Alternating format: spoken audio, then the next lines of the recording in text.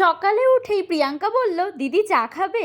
আমি আর না বলি, তাও আবার দুধ চা। ইভিনিং ডিউটি থাকলেই আমরা ঘুম থেকে উঠি সকাল 10টায়। ব্রেকফাস্টের জন্য কিছু প্রিপেয়ার করব কি, লাঞ্চের টাইমে চলে আসে।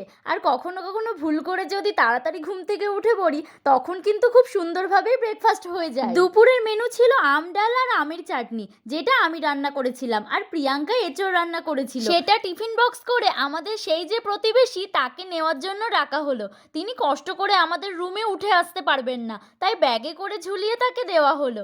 সেটা নিয়ে টাটা জানিয়ে চলেও গেলেন তিনি তার নিজের রান্নার প্রশংসা নিজেই করছিল প্রিয়াঙ্কা। তবে হ্যাঁ, খেতে কিন্তু সত্যিই দারুণ হয়েছিল। এই গরমে আমার মতো কারা কারা আম ডাল খেতে ভালোবাসো, তারা অবশ্যই কমেন্ট করে জানিও। তারপর লাঞ্চ করে নিলাম।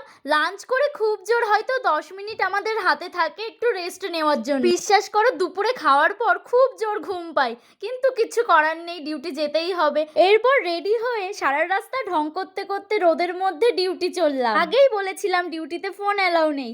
তারপর ইভিনিং ডিউটি শেষে প্রিয়াঙ্কার দাবি, দিদি আমাকে একটা আইসক্রিম খাওয়াতে হবে। তারপর কাকিমার দোকানে গিয়ে আইসক্রিমের লিস্ট দেখিয়ে ওখান থেকে সব থেকে কম দামি আইসক্রিমগুলো চুজ করে ওকে বললাম, তোকে এগুলোর মধ্যে থেকেই একটা চুজ করতে হবে। তারপর ও একটা ছোট্ট কর্নেটো নিয়ে নিয়েছিল। যেহেতু রাতে আইসক্রিম খেলেই আমার ঠান্ডা লাগে, আমি আর খাইনি। রুমে ফিরে কেকের মন থেকে একটা চিকেন ইন্টারনেট আর 2টো ভেজিটেবল চপ অর্ডার করেছিলাম। আমরা এগুলো খাই। আর ভিডিওটি ভালো লাগলে লাইক, শেয়ার আর চ্যানেলটিকে সাবস্ক্রাইব করে দিও।